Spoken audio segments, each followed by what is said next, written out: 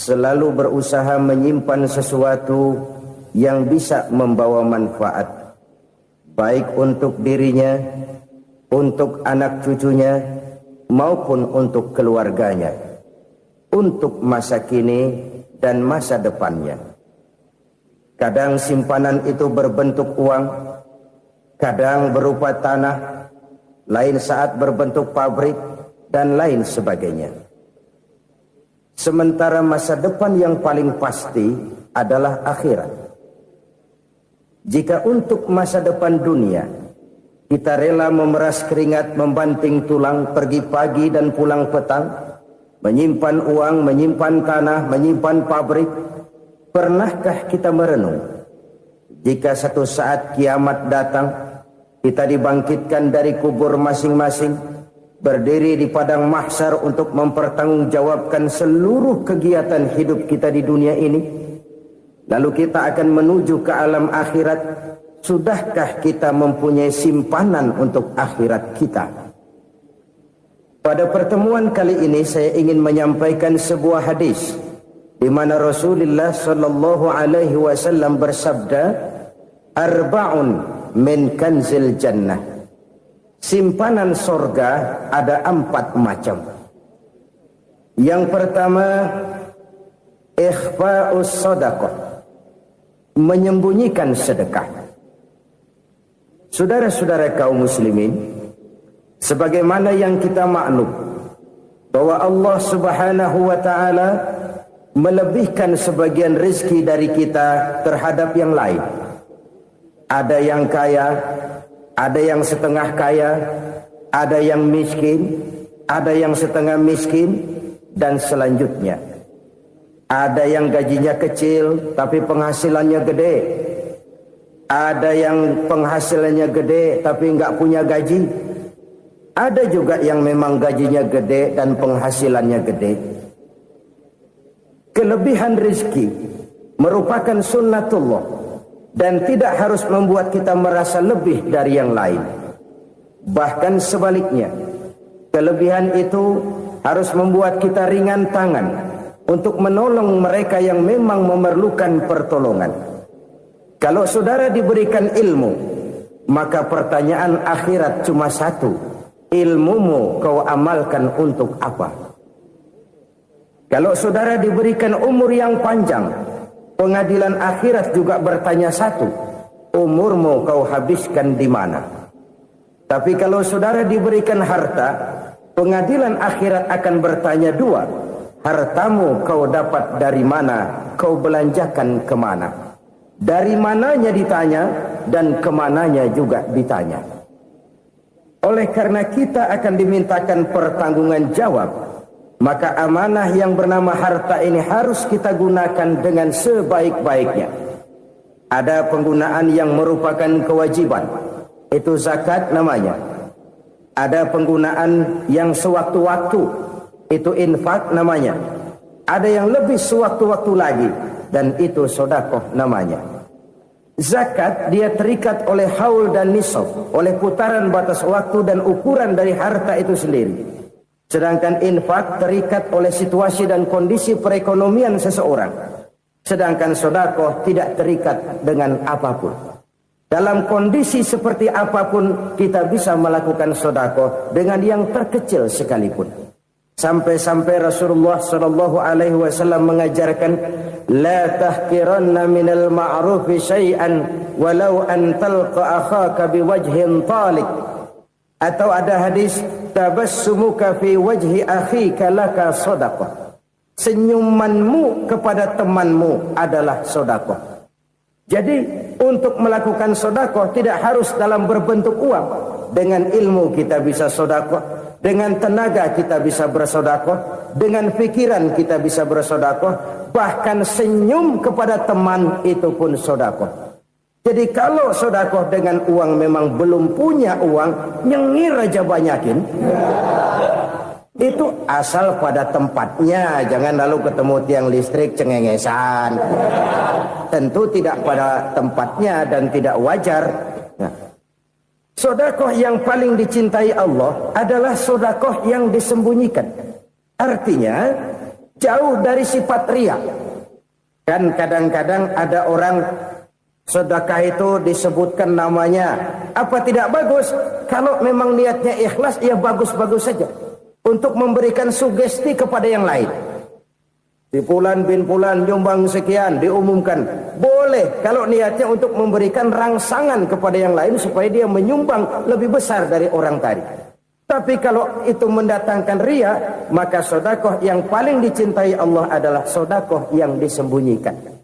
Tangan kiri saja tidak tahu apa yang diberikan oleh tangan kanan. Sedekah yang dilakukan dengan ikhlas akan merupakan perbendaharaan surga, tersembunyi dari pandangan orang lain, tidak seorang pun tahu. Karena memang sikap yang baik adalah melupakan kebaikan dan mengingat kesalahan. Itu salah satu ciri orang bahagia. Orang yang selalu mengingat kesalahannya dan berusaha melupakan segala kebaikannya. Kalau dia akan berada kebaikan, dia tidak bisa ikut, dia merasa rugi karena dia merasa belum pernah berbuat baik. Tapi kalau akan melakukan kesalahan baru, dia ingat kesalahan yang sudah-sudah, sehingga terhalang baginya untuk melakukan satu kesalahan baru. Demikianlah saudara-saudara, bahwa Allah melebihkan rizki sebagian kita dari yang lain, agar terjadi tolong-menolong dalam kehidupan ini. Jadi kesenjangan yang nature, kesenjangan yang alami, itu sunnatullah. Ada yang kaya, ada yang miskin, ada yang kelas menengah. Nah, kenapa lalu sekarang kita berusaha mengentaskan kemiskinan? Oleh karena adanya kesenjangan struktural. Kalau yang kaya bisa semakin kaya, kenapa yang miskin tidak bisa naik jadi ikut sedikit kaya? Sebab pada dasarnya Islam adalah agama yang sejak turunnya sudah berupaya memerangi kemiskinan. Bahkan dikatakan kemiskinan itu mendekatkan kepada kekufuran. Orang kalau miskin udah dekat banget sama kafir. Gampang menjadi kafir. Berapa banyak saudara-saudara kita yang oleh karena soal perut, oleh karena soal materi, terpaksa meninggalkan dan menanggalkan akidahnya. Menjual petunjuk yang diberikan Allah dengan kesenangan dunia yang cuma sebentar ini. Na'udzubillah, thumma na'udzubillah. Jadi makin kita sembunyikan satu sedekah, semakin banyak perbendaharaan kita di surga. Sedekah yang paling dicintai Allah adalah sedekah yang disembunyikan. Malahan ada seorang sufi, dia punya kebiasaan kalau pergi sholat Jumat dia bawa uang, itu uang dia taruh di bawah tikar masjid. Dia niat sedekah kepada siapa saja yang nemuin itu duit. Maksudnya apa? Supaya yang nemuin nggak tahu siapa yang punya duit. Demikian dia saking ingin menyembunyikan sedekahnya. Karena sifat riya itu bisa memakan amal kita sendiri. Riya itu termasuk menyebut-nyebut kebaikan kita. Orang yang suka nepuk dada, sedikit-sedikit ngitungnya kalau nggak gua. Tuh kalau nggak gua tuh. Tuh yang belas itu kalau nggak gua. Iya kalau nggak lu kenapa emang? Orang yang suka menepuk jasad. Tuh biasanya memang begitu saudara-saudara. Kalau perang lagi berkecamuk, orang nggak sempat ngaku jadi pahlawan. Tapi begitu perang selesai, yang kagak kenal bedil ngaku pahlawan, mas. Itu sesuatu yang biasa. Oleh karenanya, orang-orang yang ikhlas dalam bersedekah, disembunyikannya sedekah itu, Allah cinta betul. Malahan ada hadis memberikan jaminan, inna sadaqatal mar'il muslimi tazidu fil umri wa tadfa'u mitatas su'i. Sesungguhnya sedekahnya seorang mukmin tazidu fil umri, bisa menambah umur panjang. Wa tadfa'u mitatas su'i, dan menyelamatkan manusia dari mati secara su'ul khatimah. Jadi siapa yang kepengen panjang umur, banyaklah sedekah. Yang bosan hidup, pelit terus. Sedekah menambah panjang umur dan menyelamatkan manusia dari mati secara su'ul khatimah. Pak, katanya umur itu nggak bisa ditambah, nggak bisa dikurangin. Kapan? Kalau ajal sudah datang. Fa idza jaa ajaluhum la yastakhiruna sa'atan wa la yastaqdimun. Kalau ajal datang tidak bisa dimajukan, tidak bisa dimundurkan. Itu kalau ajal sudah datang. Tidak bisa lagi umur ditambah dikurangi, sudah datang. Tapi kalau belum datang, itu kan haknya Allah. Mau ditambah, mau dikurangi, hak prerogatif Allah. Sebagai pencipta manusia, Allah maha kuasa dan maha mampu. Sedekah ini menambah panjang umur dan menyelamatkan manusia dari mati secara su'ul khatimah. Itu orang mati kan sama ya, kondisinya mati, nggak nafas. Tapi hakikat mati kan lain-lain. Ada yang mati itu husnul khatimah, baik akhirnya. Misalnya lagi ngaji mati, lagi sholat mati, lagi sedekah mati. Ini yang dinamakan dengan husnul khatimah, baik di akhirnya. Sebaliknya ada yang su'ul khatimah, jelek di akhirnya. Ini yang jadi catatan akhir. Lagi nyekek botol, mampus. Lagi banting kartu, modar. Su'ul khatimah, jelek pada akhirnya. Sedekah menyelamatkan manusia dari mati secara su'ul khatimah. Dan kita semua kepengen mendapat husnul khatimah, jauh dari su'ul khatimah. Oleh sebab itu yang bisa menyelamatkan kita dari penyakit itu antara lain adalah sedekah yang disembunyikan, yang dikerjakan dengan ikhlas karena Allah. Tidak karena kepengen dipuji orang, tidak karena ingin dikatakan orang pemurah, sebab orang dermawan itu orang yang memberi tanpa harus diminta. Kalau masih harus diminta, ya belum dermawan namanya, masih harus diminta. Kalau nggak diminta ya tulus, lolos, polos. Saudara-saudara kaum muslimin rahimakumullah. Harta adalah amanat dan akan kita pertanggungjawabkan. Allah melebihkan rizki sebagian kita dari yang lain agar kita saling tolong menolong, bantu membantu. Nabi janjikan siapa yang meringankan beban saudaranya muslim di dunia, Allah akan meringankan bebannya di akhirat nanti. Sebuah jaminan dari baginda Nabi. Si orang yang kita bantu barangkali tidak bisa membalas, Allah yang akan membalas lewat jalan lain yang tidak pernah kita sangka-sangka. Ada orang tanya, Pak, ini ada orang nyumbang masjid sambil marah-marah, bagaimana? Saya bilang sumbangannya aja ambil, marahnya jangan. Marahnya jangan diambil, itu urusan dia. Saudara-saudara kaum muslimin rahimakumullah. Umat Islam ini kan umat yang punya potensi besar. Kadang kita merenung, kenapa kadang-kadang pembangunan masjid kok lambat sekali? Kalau hotel hari ini peletakan pertama, bulan depan peresmian. Supermarket hari ini peletakan batu pertama, minggu depan peresmian. Tapi kalau sudah yang namanya masjid, kadang-kadang peletakan batu pertama sekaligus jadi batu terakhir. 3 tahun, 4 tahun, campur nebar jalak di jalanan. Duit dijaring kayak ikan sepat. Apa tidak ada orang Islam yang kaya? Banyak. Apa tidak ada pengusaha muslim yang jadi konglomerat? Ada. Lalu yang belum banyak itu yang komit terhadap nilai-nilai agamanya. Akhirnya kita jatuh jadi umat yang lemah.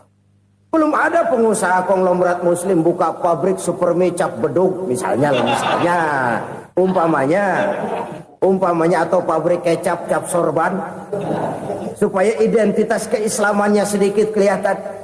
Kita jatuh jadi umat yang lemah karena potensi tidak terinventarisir dengan baik. Kita ini ibarat kompor yang cuma matengin nasi orang lain. Potensi kita dimanfaatkan oleh orang lain. Ukhuwah Islamiyah kita baru terbatas kepada silaturahmi. Ukhuwah di bidang ekonomi kita lemah. Ukhuwah di bidang kebudayaan kita lemah. Apalagi ukhuwah di bidang politik kita lebih rapuh lagi. Padahal ukhuwah itu adalah totalitas kehidupan manusia. Menyangkut ipolek sosbud. Memerlukan nilai-nilai ukhuwah. Jadi oleh karena itu mari kita menyadari. Di dalam harta kita, walaupun kita yang cari, pergi pagi, pulang sore, peras keringat, banting tulang, di sana ada harta anak yatim. Di sana ada hak masjid. di sana ada hak pesantren, di sana ada hak jihad. Berbahagialah seseorang apabila dia oleh Allah dijadikan keran. Keran itu menyimpan air, tapi tidak untuk dirinya, tapi disalurkannya kepada mereka yang memang memerlukannya. Saudara-saudara kaum muslimin rahimakumullah, ini yang pertama. Jadi perbendaharaan surga adalah menyembunyikan sedekah. Orang lain nggak tahu, kita pun nggak pernah ngitung-ngitung. Kita anggap lewat begitu saja, padahal itu deposit akhirat. Satu. Yang kedua, perbendaharaan surga itu apa? Wa kitmanul musibah, menyembunyikan kesulitan. Kadang orang takut menghadapi kesulitan, tapi makin kita merenung, hidup ini kan sebenarnya urusan. Takut sama urusan, ya jangan hidup. Tandanya orang hidup itu kalau punya urusan. Urusan melupakan problem. Problem sering menimbulkan kesulitan. Kesulitan bukan untuk ditakuti, tapi untuk diatasi dan dicarikan jalan keluarnya. Siapa sih orangnya yang gak pernah sulit-sulit? Makin tinggi status sosialnya, makin gede urusannya. Makin tinggi kualitas imannya, makin berat tingkat kesulitannya. Cuma memang yang namanya enak itu seperti pelangi. Biang lala itu nggak pernah di atas kepala kita, di atas kepala orang melulu. Lu sih enak lu, kata kita. Dia juga bilang yang enak kan lu. Pelangi itu nggak pernah di atas kepala kita. Kata tukang beca, aduh enak ya naik Mercy. Kata tukang beca, apa yang di dalam mobil Mercy? Aduh enak bener tukang beca, di jok ngeringkuk ngorok pulas bener. Saya kamar pakai AC, sejuk, tempat tidur sutra, empuk, alga, spring bed, gula kulik, nggak bisa pulas kalau belum minum Valium, belum tidur. Enak bener tukang beca, di jok ngorok nggak tahu wetan kulon. Si tukang beca bilang yang di Mercy enak, yang di Mercy bilang tukang beca enak. Inilah enak, nggak pernah di atas kepala kita, di atas kepala orang lain melulu enak itu. Nah, saudara-saudara, yang merupakan perbendaharaan surga itu orang yang bisa menyembunyikan kesulitan, baik pribadi ataupun rumah tangga. Nih terutama rumah tangga yang jadi soalnya. Kadang-kadang kita ini kalau senang, sebaliknya kalau senang kita diam, kalem aja, cuek. Banyak banget duit kita bawaan, diam aja udah. Malah ketemu orang takut. Tapi begitu susah, sekampung tahu.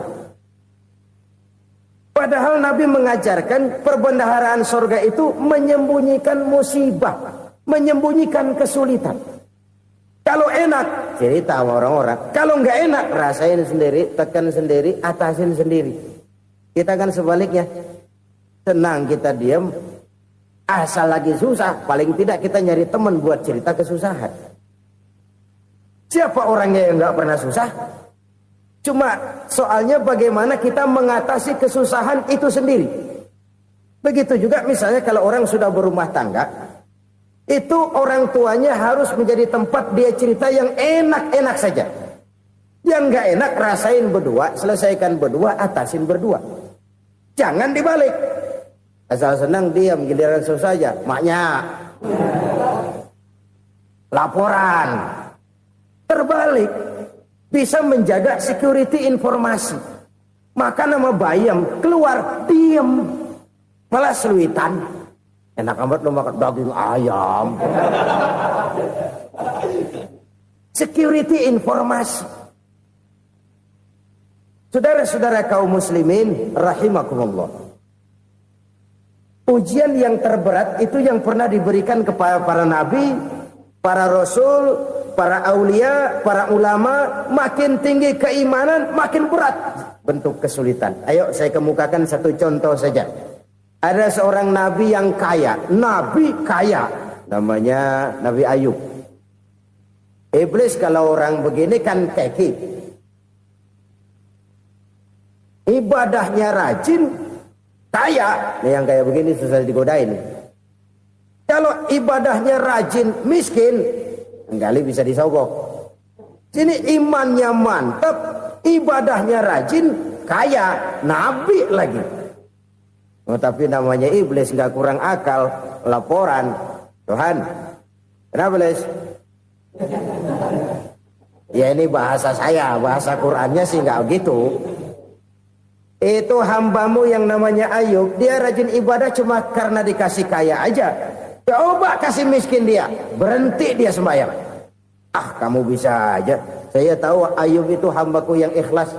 Saya buktiin Tuhan, silahkan. Dibuktiin lah, iblis turun ke alam ini. Yang mula-mula dia lakukan, dia rusak sawah ladang Nabi Ayub. Dia binasakan binatang ternak Nabi Ayub. Sehingga dalam waktu singkat, jatuhlah Nabi Ayub dari orang paling kaya, jadi orang paling miskin. Beliau masih ibadah di mihrab dalam masjid. Datang iblis. Saudara Ayub, ya. Lagi ngapain? Ibadah. Nyembah Allah, nyembah Allah. Oh, percuma. Kenapa? Tuhan yang ente sembah nih, dia udah bikin miskin ente. Sawah ladang ente hancur lebur, binatang ternak binasa. Sekarang ente jadi orang paling miskin. Ngapain nyembah Tuhan kayak begitu? Tekor.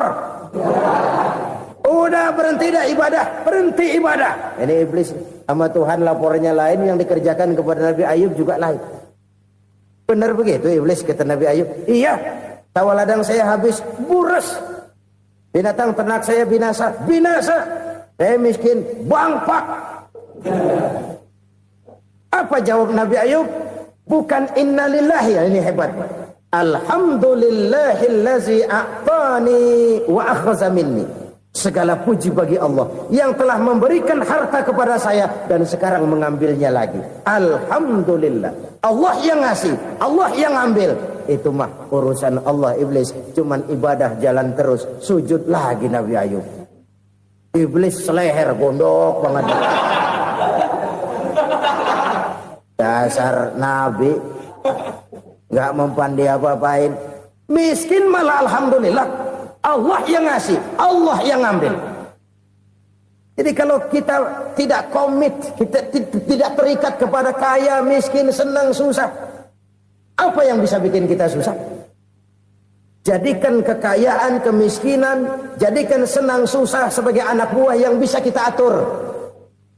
Jangan kekayaan ngatur kita, jangan kemiskinan ngatur kita. Kita yang harus mengatur mereka.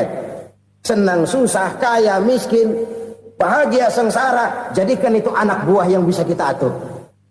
Kalau sekarang kita kaya, lain saat boleh jadi kita miskin, semiskin-miskinnya. Allah yang ngasih, Allah yang ngambil. Tenaga mana yang bisa menghalangi? Ibadah jalan terus. Iblis makin gondok. Dasar Nabi loh. Akhirnya apa? Nabi Ayub dikerjain, diberikan penyakit. Demikian fatal penyakitnya. Bayangin, udah miskin sakit. Masya Allah. Miskin sakit. Sakitnya nggak lama, kira-kira 16 tahun. Istrinya 3, 2 mental minta ceraiin. Ngerawatin laki bengek begini. Senang belum tentu, susah udah pasti nih. Cerai aja, cerai dah. Cerai. Tinggal satu Siti Rahmah yang setia menemani beliau. Sesetia-setianya hati perempuan. Satu saat Siti Rahmah bilang, "Bang, iya, abang kan Nabi bang. Lalu namanya Nabi kan doanya jarang meleset bang. Maksud kamu minta kenapa sih sama Tuhan biar abang sembuh baik dah bang?" Siti Rahmah, iya. Saya sakit berapa tahun sih dah? 16 tahun bang. Sebelum ini saya sehat berapa tahun? Ya kira-kira 60 tahun bang. Nah coba ente banding-bandingin Rahmah. Saya dikasih sehat 60 tahun. Dikasih sakit 16 tahun. Sudah nggak sabar. Mau doa kepada Allah minta sembuh. Saya malu. Malu kepada Allah. Diuji dengan yang luar biasa seperti ini. Tidak mengganggu stabilitas kehambaannya. Dia tetap menghamba kepada Allah subhanahu wa ta'ala. Saudara-saudara kaum muslimin rahimakumullah. Kunci menghadapi kesulitan itu apa? Allah jelaskan dalam satu ayat, wa basyiris sabirin alladzina iza asabathum musibah qalu inna lillahi wa inna ilaihi raji'un. Gembirakan orang-orang yang sabar. Siapa mereka itu? yang apabila mendapat musibah mereka kembali kepada keyakinan dasar segalanya dari Allah dan segalanya akan kembali kepada Allah. Ini konsepsi dasar dari sikap muslim dalam menghadapi berbagai kesulitan. Segalanya dari Allah, segalanya akan kembali kepada Allah. Kalau ini sudah kondisi dasarnya, maka kita akan lapang menghadapi kenyataan bagaimanapun pahitnya. Apakah itu namanya miskin, apakah itu namanya sakit, bahkan maut sekalipun. Maut sekalipun. Segalanya dari Allah, segalanya akan kembali kepada Allah. Ini sikap hidup, bukan sekedar ucapan. Kita kadang-kadang menjadikannya sebagai ucapan. Mulutnya sehingga berhenti, innalillahi wa inna ilaihi rajiun, tapi nangisnya terus gerung-gerungan. Bukan itu, ini kesadaran moral. Kalau segalanya dari Allah, segalanya kembali kepada Allah, kan sebenarnya cuma nunggu giliran. Hari ini saya nyembayangin dia, entah hari apa saya disembayangin orang. Hari ini saya antar dia ke kubur, entah hari apa orang nganterin saya ke kubur. Hari ini saya tahlilkan dia, entah nanti kapan orang tahlilkan saya. Segalanya dari Allah, segalanya akan kembali juga kepada Allah. Oleh sebab itu saudara-saudara, kesulitan bukan untuk ditakuti. Kesulitan justru untuk diatasi, dicarikan jalan keluarnya. Dan tidak ada orang yang tidak pernah mendapat kesulitan. Tidak ada. Semakin tinggi status sosial, semakin tinggi kualitas keimanan, semakin besar juga tingkat kesulitan. Hanya saja bagaimana cara kita mengatasinya. Dan Al-Quran menyatakan, inna ma'al usri yusra. Di balik kesulitan itu pasti ada kemudahan. Roda itu berputar. Karena itu Rasulullah sallallahu alaihi wasallam mengingatkan kepada kita, ta'arraf ila Allah fir raha ya'rifka fis syiddah. Ingatlah kepada Allah di waktu kamu senang, supaya Allah ingat kepada kamu di waktu kamu susah. Kalau waktu senang kita ingat kepada Allah, kita susah, Allah tidak akan meninggalkan kita. Tapi kalau waktu senang kita jauh dari Allah, sujud tidak sempat, dengan masjid jauh, ketika senang kita lupakan Allah. Nanti begitu kita susah, Allah lupakan kita. Dan itu menyakitkan. Oleh karena itu orang-orang tua kita dulu bilang, kalau lagi sehat ingat-ingat lu bakal sakit nanti. Kalau lagi kaya ingat-ingat satu saat kita bakal jatuh miskin. Bahkan kalau lagi muda ingat-ingat kita bakal tua. Dan yang terpenting, kalau lagi hidup ingat-ingat kita bakal mati. Saudara-saudara kaum muslimin rahimakumullah. Jadi yang kedua yang merupakan perbendaharaan surga, menyembunyikan musibah. Saudara-saudara kaum muslimin rahimakumullah. Hal ketiga yang merupakan perbendaharaan surga adalah wasilatur rahmi. Orang yang suka bersilaturahmi. Sebagaimana yang kita maklum bahwa manusia adalah makhluk yang disebut zon politika. Makhluk sosial yang tidak mungkin hidup sendiri-sendiri. Betapa dan siapapun kita memerlukan orang lain. Bodoh betul manusia kalau tinggal di tengah masyarakat tapi tidak mau bermasyarakat. Merasa hebat sendiri, pinter sendiri, gagah sendiri, kaya sendiri. Mungkin kalau mati juga ngubur sendiri. Jangankan kita di sini. Di sorga saja Nabi Adam waktu sendirian bengong melulu, ngondar mandir. Allah tegur dam sepi dam. Jadi ini kalau bahasa saya, iya Tuhan sepi ini nggak ada coret-corekan pisan ini. Diciptakan Siti Hawa baru anteng Nabi Adam. Itu di sorga. Cobalah. Umpamanya saudara tinggal di Jakarta nih. Kayak bener. Apaan aja di Jakarta punya saudara dah. Jembatan Semanggi ambil. Monas, Buntel bawa pulang. Hotel-hotel ambil semua. Cuman tinggal di Jakarta sendirian. Apa enaknya? Betapa dan siapapun kita perlu orang lain. Tidak ada seorang pun yang bisa memenuhi kebutuhan hidupnya secara sendiri-sendiri. Nah, Islam telah menyelamatkan manusia dari ras diskriminasi. Mengikat manusia dengan persaudaraan yang berlandaskan kepada akidah. Karena itu dianjurkan bersilaturahmi. Bahkan Nabi menyatakan, man arada ayyubsata lahu fi rizqihi wa yunsa'a fi atharihi falyasil rahimah. Siapa yang kepengen diluaskan rezekinya dan dipanjangkan usianya, banyaklah ia bersilaturahmi. Siapa yang kepengen dimudahkan rezekinya, hendaknya ia banyak bersilaturahmi. Kalau banyak teman, kesulitan kan paling tidak ada tempat cerita. Udah susah, sendirian kita pikirin diri, nggak ada tempat tukar pikiran. Cepet banget sama bengek. Dilawan sendiri. Nah, secara makro kita bisa berkata, tidak mungkin ada kemenangan kalau tidak ada kekuatan. Tidak ada kekuatan kalau tidak ada kesatuan dan persatuan. Tidak mungkin ada kesatuan dan persatuan tanpa semangat silaturahmi. Kalau umat Islam mau menang, dia harus kuat. Kalau umat Islam mau kuat, dia harus bersatu. Kalau umat Islam mau bersatu, dia harus membudayakan silaturahmi ini. Bahkan sampai-sampai kata Nabi, kalau bisa cari nilai tambah. Apa? Silman qata'ak. Bersilaturahmilah kau kepada orang yang marah denganmu. Masya Allah, indahnya ajaran agama kita. Orang yang marah pun kepada kita, kata Nabi, kalau bisa bersilaturahmilah kepadanya, kepada orang yang marah itu. Di situ nilai tambah. Cuman jujur nih hadis, ngucapinnya gampang, ngamalinnya yang berat banget. Orang marah sama kita, kita disuruh silaturahmi, ada apa malu? Lu marah, ada gue marahan lagi. Tunggu pikirin. Saudara-saudara kaum muslimin rahimakumullah. Tapi ini yang diajarkan, bahkan ini yang dicontohkan oleh baginda Rasul. Bagaimana begitu mudah? Misalnya satu saat Abu Jahal ini ngatur strategi bagaimana bikin Muhammad celaka.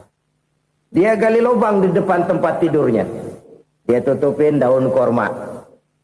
Terus dia panggil seseorang, ke sini. Kasih tahu Muhammad, pamannya sakit keras, minta ditengokin. Berangkat orang ini ke sana. Muhammad, labbaik. Pamanmu sakit keras, dia minta ditengokin. Baik, saya akan datang menjenguk beliau. Berangkatlah Nabi ke rumah Abu Jahal tanpa prasangka apapun. Abu Jahal udah pasang setil, selimut 3 rangkap setengah dipakai. Persis kayak orang meriang. Tapi sembari ngintip dari balik selimut. Begitu Muhammad buka pintu, nah, masuk perangkap nih. Muhammad jalan menuju tempat pembaringan. Makin lama makin dekat, makin lama makin dekat. Makin dekat ke lubang yang dipasang oleh Abu Jahal itu. Dalam hati Abu Jahal, terus dah jatuh, mampus dah lo ini. Mampus lo hari ini nih. Apa yang terjadi? Malaikat Jibril datang. Muhammad, pamanmu cuma pura-pura sakit. Di depan tempat tidurnya ada lubang perangkap supaya kamu jatuh ke situ. Sudah, kamu pulang. Balik kanan Nabi. Sudah hampir jatuh ke lubang, balik kanan, pulang. Bayangin kecewanya Abu Jahal. Muhammad dikit lagi, Muhammad dikit lagi. Enggak, paman, saya pulang aja. Emosi bangun dari tempat tidur, enggak sadar kalau lagi pura-pura sakit. Lompat ngejar Nabi, dia lupa dengan lubang yang dia gali. Serak, nyemplung sendiri ke dalam lubang.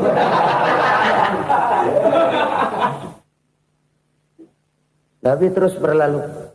Ini terjadi keanehan. Jatuh ke lubang yang dia gali itu sebenarnya nggak terlalu dalam ya. Antara 3-4 meteran lah. Tolong, saya jatuh ke lubang ini. Datanglah pelayan-pelayannya itu. Angkat saya dari sini. Oh, yang ngulurin tambang.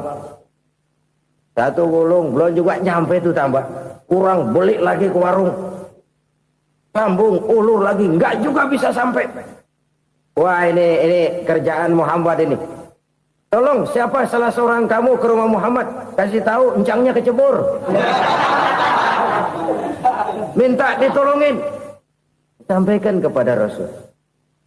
Kenapa? Pamanmu jatuh ke lubang, Muhammad minta tolong diangkatin. Tambang udah nyambung-nyambung nggak nyampe juga. Ya, nanti saya datang, saya tolong. Coba. Nyata-nyata orang berniat jahat mau mencelakakan dia. Datang dia menolong. Ini yang disebut air tuba dibalas air susu ya ini. Bukan sebaliknya.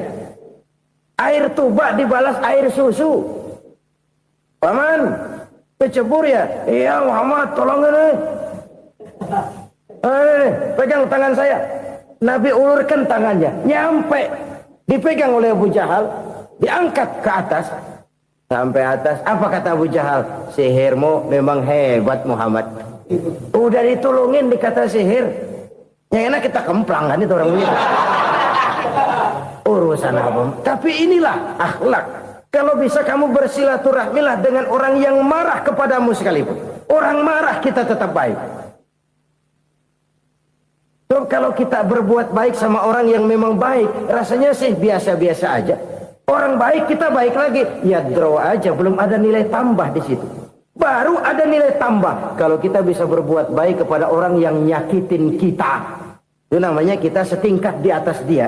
Dia sakitin kita, kita berbuat baik sama dia. Dia pelit sama kita, kita baik sama dia. Dia marahin kita, kita deketin dia. Di situ kita punya nilai tambah. Jadi siapa yang ingin diluaskan rezekinya kata Nabi dan dipanjangkan umurnya, hendaklah ia banyak-banyak bersilaturahmi. Sederhana sebenarnya silaturahmi, tapi silaturahmi membangkitkan semangat kesatuan dan persatuan. Kesatuan dan persatuan melahirkan kekuatan. Dalam matematika 1 ditambah 1 pasti 2. Tapi di tengah masyarakat, 1 orang takut ditambah 1 orang takut, hasilnya jadi 2 orang setengah berani. Kenapa setengah berani? Karena udah berdua. Tadi pan takut sendirian. Kalau dia kumpul turu-turu takutlah jadi berani. Kita yang lemah, kita yang tidak berdaya, kita yang miskin, kalau mau kompak bersatu, apa yang nggak bisa kita kerjain? Apalagi tinggal di kota besar, pilihan cuma 2. Bertahan atau minggir. Bertahan atau minggir. Untuk bisa bertahan harus mampu bersaing. Untuk mampu bersaing harus punya keahlian. Keahlian harus ditunjang dengan pendidikan, ditambah oleh kekompakan sebagai umat. Udah miskin mencar mulu, orang injek kita. Orang nggak pandang urusan apa malu. Oleh karena itu silaturahmi pada hakikatnya merupakan ruh dari ukhuwah yang diajarkan oleh agama kita. Bagaimana Islam menyelamatkan masyarakat manusia dari ras diskriminasi, mengikat manusia, dan tidak ada persaudaraan yang lebih indah selain persaudaraan yang diikat dengan nilai-nilai akidah. Sepanjang orang di jalan Allah, itulah saudara kita. Keluar dia dari jalan Allah, selesailah persaudaraan sampai di situ. Karena itu, kalau ingin menyimpan sesuatu di surga, banyaklah bersilaturahmi. Datang ke rumah ini, datang ke rumah itu, dan lain sebagainya. Itu simpanan kita di akhirat nanti. Ini yang ketiga. Saudara-saudara, yang keempat, perbendaharaan surga itu apa? Wa qawlu la hawla wa la quwwata illa billah. Ucapan la hawla wa la quwwata illa billah. Ibadah kan ada yang berat, modalnya besar. Bangun masjid berat, modalnya besar. Bangun rumah sakit berat, modalnya besar. Ada ibadah yang berat, tapi modalnya ringan. Misalnya puasa. Puasa itu berat, mengendalikan nafsu. Kalau sekedar nggak makan nggak minum sih enteng, mengendalikan nafsu. Itu jihad terbesar, tapi kan modalnya ringan, cuma niat saja. Ini ibadah berat, modalnya ringan. Ada ibadah yang ringan, modalnya juga enteng. Seperti termasuk ucapan la haula wa la quwwata illa billah. Tanpa sadar, la haula wa la quwwata illa billah. Nyelengin tuh di surga. Nyelengin, kita nggak terasa, nyelengin simpenan akhirat. La haula wa la quwwata illa billah. Nyimpan lagi. Kaget, la haula wa la quwwata illa billah, nyimpan lagi, banyak simpanan. Walaupun sebenarnya yang dimaksud di sini adalah kesadaran batin bahwa tidak ada daya dan kekuatan kecuali Allah. Itu intinya. Kita memulai pekerjaan disunahkan baca bismillah, kan begitu. Apa itu? Kesadaran moral. Bahwa ini saya bisa kerjakan. Saya kerjakan ini dengan menyebut nama Allah. Kenapa? Kalau Allah tidak memberikan daya dan kekuatan, mana mampu saya kerjakan ini. Maka saya kerjakan ini dengan menyebut nama Allah. Bismillah. Kesadaran moral. Manusia hanya wajib berusaha, tapi nggak pernah wajib berhasil. Banyak hal-hal yang kalau kita renungkan secara rasio nggak mungkin. Tapi jadi kenyataan. La haula wa la quwata illa billah. Tidak ada daya dan kekuatan kecuali bagi Allah semata-mata. Kesadaran moral akan kelemahan dan keterbatasan makhluk bernama manusia. Kadang kita kagum dengan otak, tapi kita sering lupa sama yang bikin otak. Padahal bagaimanapun hebatnya otak, yang bikin otak pasti lebih hebat dari otak. Nggak percaya, silahkan otak-otakan. Inilah kecenderungan. Kita kagum dengan pesawat-pesawat mutakhir, bukan main, besi gede banget terbang itu. Alangkah hebatnya. Lalu apa yang bikin otak tidak lebih hebat dari itu semua? Kita puji laut, apa yang bikin laut tidak lebih hebat dari laut itu? La haula wa la quwata illa billah. Tidak ada daya dan kekuatan kecuali Allah. Apa yang bisa kita lakukan? Kalau tidak karena daya dan kemampuan yang diberikan oleh Allah kepada kita. Lahirlah sikap tawadu, rendah hati. Tidak melonjak menjadi angkuh dan sombong. Sadar akan kelemahan dan keterbatasan diri. Sebagai makhluk yang diciptakan oleh Allah subhanahu wa ta'ala. Jadi satu sisi ini ucapan yang berpahala. La haula. Jadi wiridan. Pada sisi lain ini kesadaran moral. Sikap mental, kesadaran batin bahwa yang punya daya dan kekuatan itu cuma Allah. Kita nggak pantas untuk sombong, sebab sombong itu pakaiannya Allah. Kita nggak sedang pakai pakaian Allah, kegedean. Dan makin kita renungi, makin terbentur. Apa sih yang bisa kita sombongin? Kita mau sombong apa? Kaya, pintar, itu kan semua relatif. Di atas langit masih ada langit lagi. Jadi oleh karenanya, marilah kita menyadari. Manusia hanya wajib berusaha, tapi tidak pernah wajib berhasil. Yang berusaha saja tidak wajib berhasil, apalagi yang tidak berusaha. Islam bukan agama orang pemalas yang selesai sholat lalu endelohom, nggelenggem ayem-ayem. Tapi Islam bukan agama orang sombong yang setelah berusaha lalu tidak memerlukan Allah. Kita bisa saja bikin proyeksi tahun sekian kita bakal panen besar menurut perhitungan otak. Tapi ada kejadian lain. Apa? Tikus ngambek. Habis itu dimakanin tikus, panen gagal. Proyeksi rasional gagal oleh tikus-tikus yang ngambek itu. Bisa saja terjadi. Tahun depan kita panen besar. Urung. Kenapa? Musim panas panjang. Dan sekarang ini koran-koran bikin berita musim mengalami penyelewengan. Bukan cuma manusia yang nyeleweng sekarang. Musim pakai nyeleweng. Mestinya kan musim hujan udah selesai. Masih hujan-hujan juga. Musim. Nah sekarang kita boleh bikin proyeksi. Kita bakal panen besar. Tahu-tahu musim panas panjang. Sawah retak, air kering. Cari teknokrat yang paling botak. Suruh pendekin tuh musim panas. La haula wa la quwata illa billah. Inilah kesadaran moral. Saudara, saya teringat satu saat ada seorang konglomerat. Umurnya ya kira-kira 70-an. Satu saat dia ditanya oleh wartawan, "Pak, umur Bapak berapa sih?" "Ya paling 10 tahun." 10 tahun? 10 tahun? Anak Bapak berapa orang? Satu saja? Satu. Harta Bapak berapa? Ya paling-paling bangsa 7 juta kali. 7 juta? Iya. Pak, kenapa Bapak bohongi saya? Bapak punya buku biografi. Koran-koran, majalah-majalah banyak memuat cerita riwayat hidup Bapak. Saya tahu umur Bapak 70. Kenapa bilang cuma 7 tahun? Saya tahu anak Bapak 8. Kenapa cuma bilang 1? Saya tahu harta bapak miliaran, mungkin triliunan, pabrik di mana-mana, bank di mana-mana. Kenapa bilang uang bapak cuma 7 juta? Nah, kata si konglomerat tadi, kamu benar nak, kamu benar. Umur saya kalau jumlahnya memang 70 nak.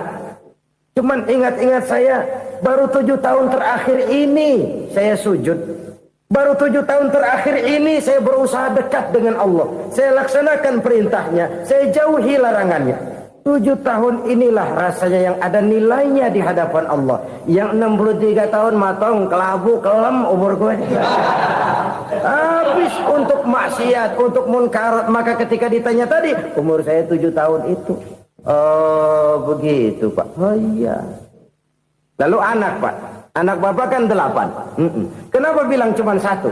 Nah, kalau jumlah hitungannya memang anak saya 8. Tapi dari 8 orang ini rasanya cuma 1 nih. Yang bakal jadi buah hati, belahan jantung. Pelanjut cerita, penerus sejarah. Bakal jadi anak soleh yang akan mendoakan saya. Cuma 1 rasanya anak saya ini yang bakal jadi buah hati saya. Besar-besaran saya. Yang akan mendoakan di kubur saya. Yang akan mendoakan di akhirat saya. Yang 7 orang mana, Masya Allah, yang satu tenggeng, yang satu nyekek botol mulu, yang satu nggak karu-karuan. Makanya saya bilang 1 anak saya yang akan bisa mendoakan saya. Oh begitu Pak. Iya. Nah harta Pak, harta bapak kan triliunan, pabrik bapak di mana-mana, uang bapak hampir di tiap bank-bank besar. Kenapa bilang cuma 7 juta? Betul kau nak. Harta saya kalau jumlahnya memang miliaran, triliunan mungkin. Tapi yang saya ingat baru 7 juta tuh yang saya belanjakan di jalan Allah. Saya nyumbang masjid, saya santuni yatim piatu, saya bantu pembangunan pesantren, saya bantu pembangunan rumah sakit Islam. Itu yang akan saya bawa pulang ke akhirat, yang 7 juta itu. Yang triliunan itu nanti akan diperebutkan oleh anak-anak saya sebagai waris saya. Jadi harta saya 7 juta itu yang bakal nemenin saya di akhirat. Yang akan saya bawa pulang jadi teman saya. Saudara-saudara kaum muslimin, jangan-jangan orang tua itu adalah kita-kita ini. Jangan-jangan kita-kita ini adalah orang tua itu. Jangan-jangan itu potret dari diri kita masing-masing. Dari sekian umur yang diberikan Allah, berapa tahun yang ada nilainya di hadapan Allah? Dari sekian anak-anak yang merupakan amanah, berapa yang akan mendoakan kita sebagai orang tuanya menjadi anak soleh? Dari sekian banyak harta yang diberikan Allah, berapa yang akan kita bawa pulang menghadapnya nanti, yang kita belanjakan di jalan Allah? Ini sebuah potret kehidupan. Karena itu kita kembali kepada la haula wa la quwwata illa billah. Kita wajib berusaha, kita wajib berikhtiar. Selebihnya, segala daya dan kekuatan hanya milik Allah saja semata-mata. Satu kesadaran batin dari setiap pribadi muslim.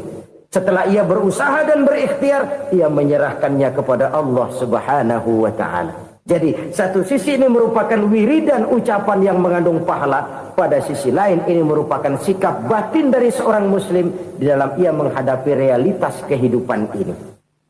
Saudara-saudara kaum muslimin, rahimakumullah.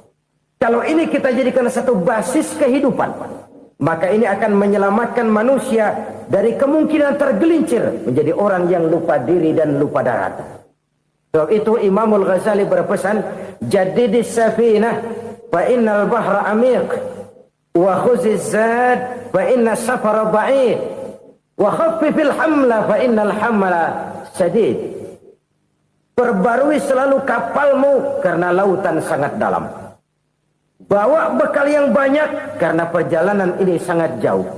Ringankan beban karena kebanyakan beban akan menyakitkan.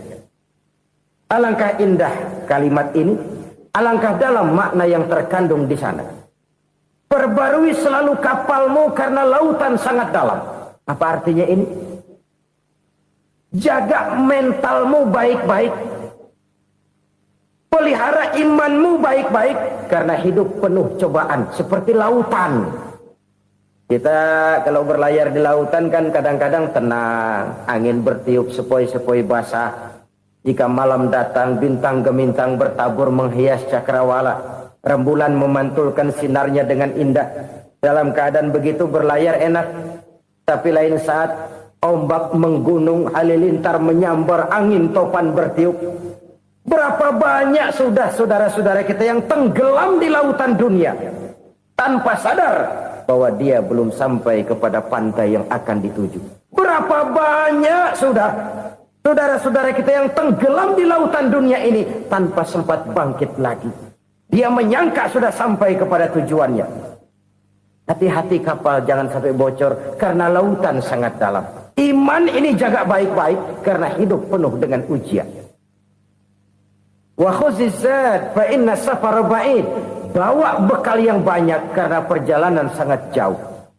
Saudara mau ke Bandung, bawa duit. Saudara mau ke Surabaya, banyakkan lagi duitnya. Saudara mau ke Mekah, gepokan, iketan tuh duit nggak lembaran lagi. Makin jauh perjalanan, makin banyak bekal yang harus kita bawa. Kalau saudara dari Jakarta mau ke Surabaya, kagak bawa duit berangkat juga, itu sih bukan berani namanya, nekat. Sampai Surabaya belum tentu, sengsara di jalan udah pasti. Kenapa? Nggak bawa bekal berangkat. Sama juga kita nih, misalnya belum sempat sembahyang, mati. Waduh, berani banget orang. Belum punya bekal, mati. Sengsara di jalan. Atau bekal tidak cukup. Dari Jakarta saudara mau ke Surabaya, bawa duit 500 perak.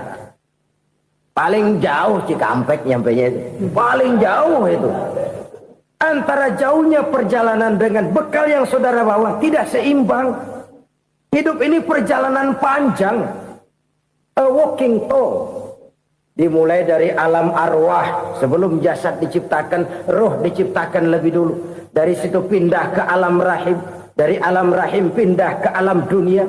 Dari alam dunia pindah ke alam barzah. Baru menuju akhirat. Satu perjalanan panjang. Kalau bekal tidak bawa, sengsara di jalan. Bawa bekal yang banyak karena perjalanan ini sangat jauh.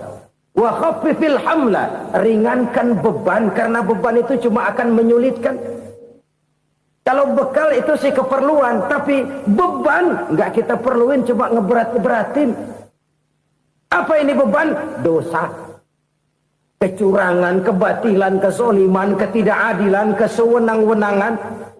Itu akan jadi beban kita di akhirat.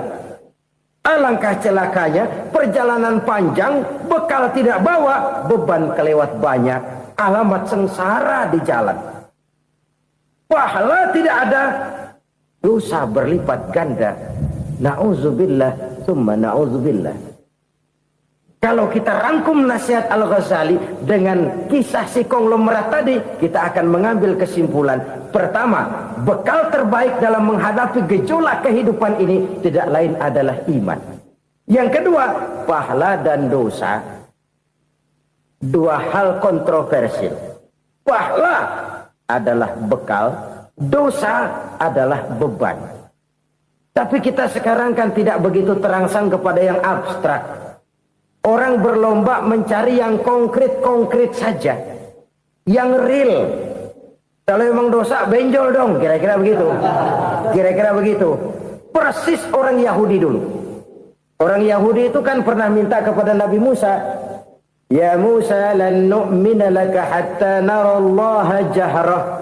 Musa, kami nggak bakal mau beriman kepada Allah kalau belum kami lihat Allah ada nongkrong di depan kami. Kalau memang Tuhan ada, taruh dong di depan kami. Mau yang konkret-konkret saja. Kalau memang dosa, benjol dong. Kalau memang pahala, berasa dong. Orang terangsang kepada yang real, yang konkret-konkret saja. Karena itu, untuk mengejar dosa, orang mau bayar. Tapi untuk mengejar pahala, walaupun tidak bayar, orang segan. Ini yang dikatakan oleh Nabi, kamu mengharapkan ke surga, tapi kamu berat melaksanakan sesuatu yang bisa membawa kamu ke surga. Kamu ingin jauh dari neraka, tapi tiap saat kamu lakukan perbuatan-perbuatan yang justru menjerumuskan kamu ke neraka. Idda'aitum an-najata minan nar wa ramaitum fiha anfusakum. Kamu ingin selamat dari neraka, tapi kamu lemparkan diri kamu ke neraka. Kamu ingin masuk surga, tapi berat sekali kamu melakukan perbuatan-perbuatan yang bisa menyampaikan kamu di surga. Saudara-saudara kaum muslimin rahimakumullah. Jadi hal keempat yang merupakan perbendaharaan surga adalah la haula wa la quwwata illa billah. Satu sisi ini merupakan ucapan yang memperberat timbangan akhirat. Pada sisi lain ini merupakan sikap hidup seorang muslim. Kesadaran batin yang sangat dalam bahwa tidak ada daya dan kekuatan kecuali Allah. Dan itu kita simbolkan pada saat memulai pekerjaan dengan Bismillah, dengan menyebut nama Allah. Satu kesadaran moral, saya hanya bisa melakukan ini karena diberikan daya dan kekuatan oleh Allah. Lahirlah sikap tawadu, rendah hati, tidak melonjak menjadi angkuh dan sombong. Saudara-saudara, sampai sini dulu jumpa kita kali ini. Semoga 4 perbendaharaan surga ini dapat kita lakukan, yang kelak akan merupakan bekal kita di kemudian hari nanti. Amin ya rabbal alamin. Bapak-bapak, ibu-ibu, saudara-saudara kaum muslimin rahimakumullah. Di dalam kehidupan kita sebagai seorang muslim, minimal 5 kali dalam sehari semalam kita mendengar seruan untuk mendirikan solat yang disebut azan. Ada kalimat menarik di dalam kalimat azan itu, yakni seruan hayya 'alal falah, marilah menuju kepada keberuntungan, marilah meraih kemenangan. Seruan ini adalah kecenderungan dari setiap manusia, apapun warna kulitnya. Artinya, setiap orang dalam hidup selalu ingin meraih dan mencari kemenangan. Kemenangan akan melahirkan kepuasan batin, dan kepuasan batin memberikan kebahagiaan. Sedangkan kekalahan melahirkan penderitaan batin, dan penderitaan batin menjerumuskan seseorang di dalam berbagai bentuk kerugian. Jikalau inilah seruan azan, maka masalahnya ialah apa yang menyebabkan kita meraih kemenangan. Al-Quranul Karim memberikan tuntunan dan ajaran kepada kita bahwa orang-orang yang memperoleh kemenangan itu tidak lain adalah orang-orang yang bertakwa. Hanyalah mereka yang bertakwa kepada Allah Subhanahu wa ta'ala pada akhirnya akan tampil sebagai pemenang. Lalu siapa orang yang bertakwa itu? Dijelaskan dalam awal-awal Al-Baqarah, orang yang bertakwa yang akan meraih kemenangan. Pertama, alladzina yu'minuna bil ghaib, yaitu orang-orang yang beriman kepada yang gaib. Percaya bahwa ada alam yang gaib, alam yang abstrak, alam yang tidak bisa dijangkau oleh salah satu daripada panca indera kita. Mereka percaya dan beriman kepada adanya malaikat, beriman kepada adanya iblis dan jin, beriman kepada adanya alam kubur, beriman kepada adanya alam mahsyar, beriman kepada adanya alam akhirat, beriman kepada adanya surga dan neraka. Beriman bukan cuma sekedar beriman dalam ucapan bibir saja, tetapi beriman yang nilai iman itu mampu mewarnai gerak dan gaya hidupnya. Iman yang meresap sampai ke tulang sumsum, kemudian memberikan dampak positif di dalam kehidupan manusia. Alam, kita tahu, adalah sesuatu yang selain Allah, dan Allah bukanlah alam. Apapun namanya selain daripada Allah, itu adalah alam. Alam pada hakikatnya terbagi menjadi 2. Ada alam syahadah, alam nyata, alam konkret, alam yang bisa dijangkau oleh salah satu indera kita. Kemudian ada alam ghaib, alam yang tidak bisa dijangkau oleh panca indera kita, alam metafisika, alam abstrak, alam yang wajib kita imani keberadaannya. Kita percaya bahwa malaikat itu ada, Kita percaya kepada jin, bahwa jin itu ada. Kita percaya kepada adanya iblis dan setan. Bukan percaya kepada iblis dan setannya, percaya bahwa iblis dan setan itu ada. Itu termasuk salah satu daripada sifat orang yang bertakwa kepada Allah. Saudara-saudara kaum muslimin rahimakumullah, kecenderungan pembangunan yang lebih bersifat materialistis biasanya menggeser aspek kehidupan rohani. Orang berpikir empiri, dan dalam pola pikir yang demikian maka alam gaib tidak lagi mendapat perhatian. Aspek kehidupan yang bersifat rohaniah malah mulai ditinggalkan. Akibatnya terjadilah kepincangan di dalam kehidupan kita. Pernah ada satu pengalaman pribadi dalam perjalanan kembali ke tanah air. Dalam pesawat di sebelah kanan saya duduklah seorang Jerman namanya Heiner Simonsen. Iseng saya ajak kenalan, saya ajak ngobrol, saya tanya dia. Saya bilang, Mas Heiner ini, kalau pesawat yang kita tumpangi ini jatuh ke bawah, kira-kira apa yang bakal terjadi, Mas? Dia bilang, kita semua akan mati. Begitu? Iya. Oke. Apa itu mati? Tanya saya. Dia bilang, untuk tahu apa itu mati, kita harus tahu lebih dahulu apa itu hidup. Saya pikir nih bule bisa ngomong juga. Baiklah kata saya. Apa hidup menurut Anda itu?